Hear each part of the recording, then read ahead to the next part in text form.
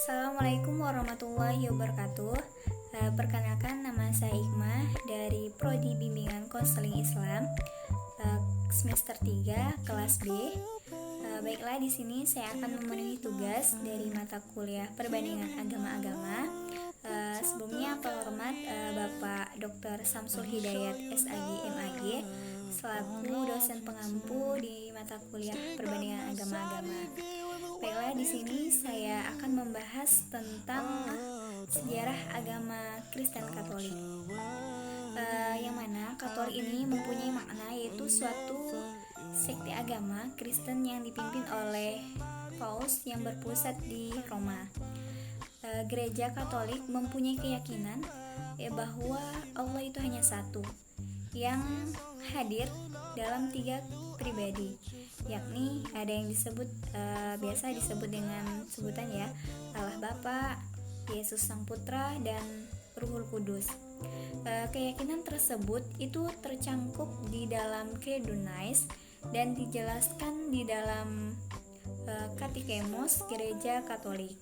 Dan juga sesungguhnya Credo-Nice ini merupakan sebuah pusat informasi dalam menjelaskan masalah keyakinan dari denominasi Kristen yang ada, sebagaimana kegiatan konsili di Yerusalem yang pada saat itu penyelenggaraannya adalah para rasul, yang terjadi sekitar tahun 50 Masehi. Dalam rangka menjelaskan tentang ajaran-ajaran gereja ini, dan hal ini dapat menjadi sebuah tolak ukur untuk pelaksanaan konsili gereja yang dilakukan berikutnya. Kemudian diselenggarakan oleh pimpinan gereja secara berkelanjutan. Kemudian, sebagaimana yang tercatat dalam sejarah umat Kristen, bahwa konsili terakhir yang dilaksanakan oleh para pimpinan gereja di sepanjang sejarah, untuk pertama kalinya konsil gereja tersebut dilaksanakan di Vatikan, yakni pada tahun 1965 maksudnya.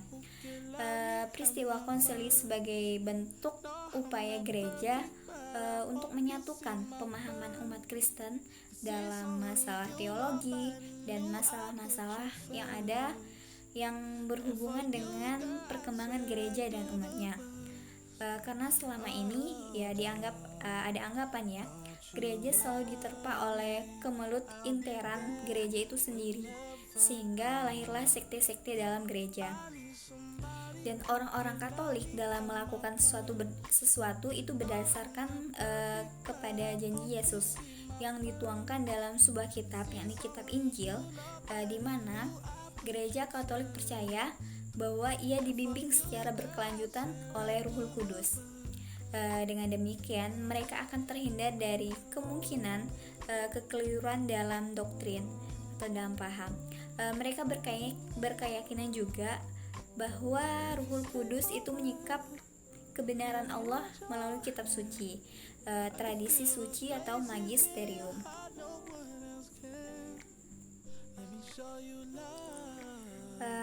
Adapun tokoh utama yang menjadi pionir dalam pemahaman yang eksklusif tersebut, yakni adalah Tertullianus, yakni seorang tokoh Kristen pada tahun 160 sampai 220 Masehi, yang telah menafsirkan secara eksklusif terhadap surat Paulus yang pertama kepada Timotius pasal 2 ayat 4, 5, dan 3. Ia menganggap bahwa tidak ada keselamatan di luar gereja, sebab gereja pada hakikatnya didirikan Kristus. Baiklah, materi selanjutnya yakni kitab agama Kristen Katolik. Kitab suci Kristen Katolik ini terdiri atas kitab-kitab yang terdapat dalam Perjanjian Lama atau yang disebut versi Yunani, yang disebut dengan kitab Septuaginta. Kemudian berita yang ke-27 tulisan Perjanjian Baru yang ada dalam kitab Codex Vaticanus yang terdaftar dalam surat Hari Raya yang ke-39 yang ditulis Athanasius.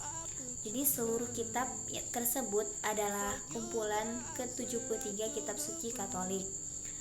Kitab-kitab dalam tulisan yang dianggap kanonik oleh Gereja Katolik ini dikenal sebagai kitab Deuterokanonika. Tradisi suci tersebut merupakan ajaran gereja yang telah diwarisi dari waktu ke waktu semenjak zaman para rasul. Kitab suci bersama tradisi suci ini disebut deposit iman atau depositum fidel. Deposit iman selanjutnya diberi tafsir oleh magisterium yang berasal dari kata magister Latin yang berarti guru. Otoritas pengajaran gereja Katolik yang melalui suksesi apostolic yang dilakukan oleh Sri Paus dan uskup-uskup yang berada di dalam kesatuan dengan Sri Paus.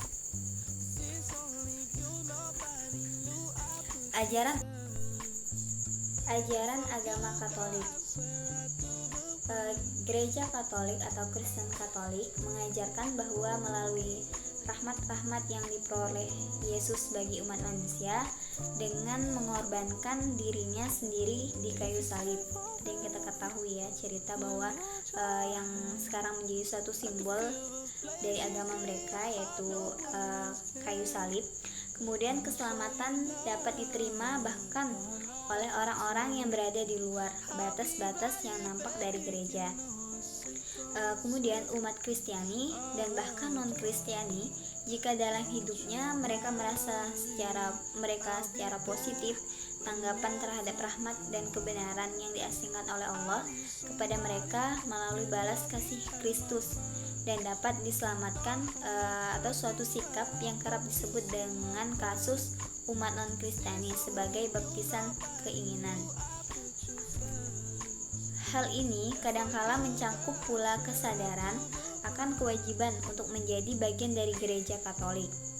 Dalam kasus-kasus semacam ini, maka barang siapa yang mengetahui bahwa gereja Katolik telah dijadikan perlu oleh Kristus, menolak untuk masuk atau tetap diam di dalamnya dan tidak dapat diselamatkan. Yang kedua, Gereja Katolik mengajarkan bahwa keselamatan untuk kehidupan kekal adalah kehendak Allah bagi semua orang, dan bahwa Allah menganugerahkan bagi para pendosa sebagai suatu anugerah yang cuma-cuma, suatu rahmat melalui pengorbanan Kristus. Sehubung dengan Allah, sama sekali tidak ada hak atas kelayakan apapun di pihak manusia. Antara Allah dan kita terentang kesenjangan yang tak terkira, karena kita telah menerima segala sesuatu darinya, pencipta kita. Allah yang membenarkan, yakni yang membebaskan dari dosa dengan karunia kekudusan kita, dapat menerima anugerah yang dikaruniakan Allah melalui iman dalam Yesus Kristus dan melalui pembaptisan. Ataupun menolak iman seorang Kristus bukanlah tanpa perbuatan, karena tanpa perbuatan iman itu akan mati. Dalam pengertian ini, dengan perbuatan manusia dibenarkan dan bukan dengan iman semata-mata. Dalam kehidupan kekal adalah pada suatu saat yang sama, rahmat dan upah anugerahkan oleh Allah atas perbuatan baik dan kelayakan. Iman dan perbuatan merupakan hasil dari rahmat Allah. Karena rahmat, maka orang beriman dapat dipandang layak memperoleh keselamatan. Kepercayaan agama Katolik. Dalam keyakinan Katolik, manusia mula-mula diciptakan untuk hidup dalam persatuan dengan Allah. Karena kepercayaan mereka bahwa ketakwaan manusia pertama, yaitu hubungan itu putus dan dosa serta maut datang ke dunia. Kejatuhan tersebut menjadikan manusia yang berada dalam suatu status yang disebut dengan dosa asal, yakni terpisahnya dari status aslinya yang intim dengan Allah yang membawa maut melalui gagasan bahwa setiap jiwa manusia itu abadi menurut mereka. Namun ketika Yesus datang ke dunia menjadi Allah sekaligus manusia, dia mampu melalui pengorbanannya untuk mendamaikan umat manusia dengan Allah. Dengan bersatu dalam Kristus melalui gereja, umat manusia sekali lagi mampu untuk menjalin keintiman dengan Allah. Maksudnya berhubungan dengan Allah, tetapi juga menawarkan suatu karunia yang lebih menakjubkan lagi, partisipasi dalam hidup ilahi di bumi yang telah mencapai kepenuhan di surga. Dalam visi Baptis, sakramen pembaptisan adalah sarana untuk memperoleh pengampunan atas dosa asal. Kristen, Katolik, dan Islam. Titik temu atau persamaan ajaran Kristen, Katolik, dan Islam. Perspektif yang menyatakan bahwa setiap agama itu membawa keselamatan masing-masing, dan dalam hal ini hubungan antara Islam dan Katolik merupakan sangat tepat untuk menjadikan sentral pengkajian yang lebih mendalam. Kajian tentang keselamatan akan memberikan sejumlah manfaat dalam rangka perjumpaan kembali antara Islam dan Katolik untuk sekarang ini, karena mencari titik persamaan tentang keselamatan dalam Islam maupun Katolik akan mencairkan kembali benih-benih pertentangan antara kedua penganut agama tersebut yang selama ini selalu sering mencurigai satu dengan yang lain. Dari uraian tersebut setidaknya menimbulkan beberapa permasalahan, yakni diantaranya bagaimana konsep keselamatan dalam Islam Katolik serta bagaimana titik sentuh epistemologinya.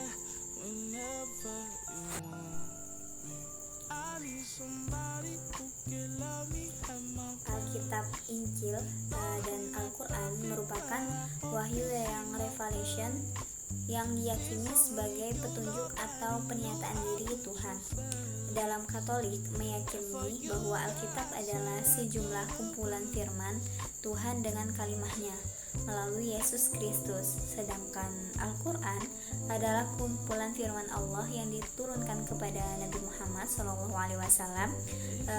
melalui malaikat Jibril, dan cara Tuhan menyampaikan firman itu sama seperti kepada semua nabi yang menerima wahyu.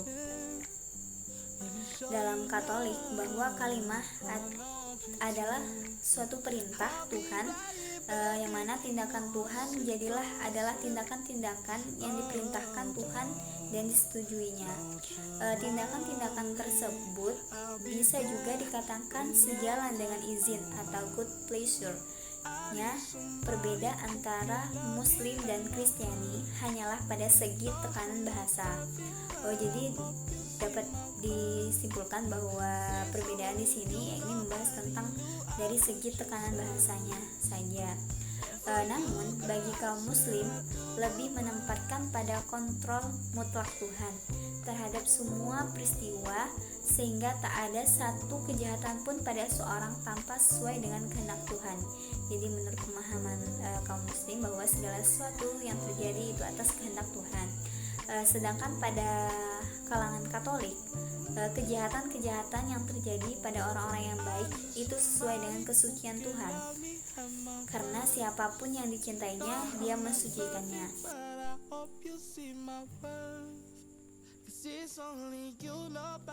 Dari sisi esoterisme, pemahaman atas kitab suci dalam Islam dan dalam agama Katolik memberikan keterangan dan gambaran bahwa kedua agama ini telah menjelaskan adanya persamaan epistemologis dan saling kesepahaman antara pengakuan eksistensi antara Alkitab dan Al-Quran.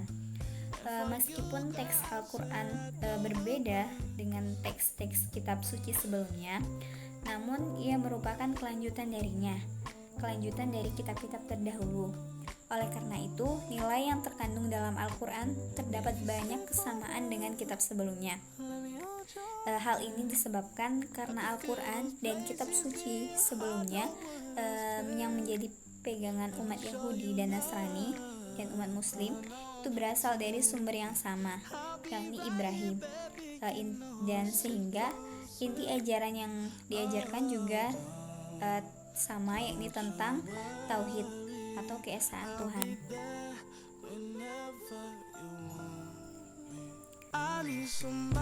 Sekian yang dapat saya sampaikan untuk pemaparan materi tentang agama Kristen Katolik ini.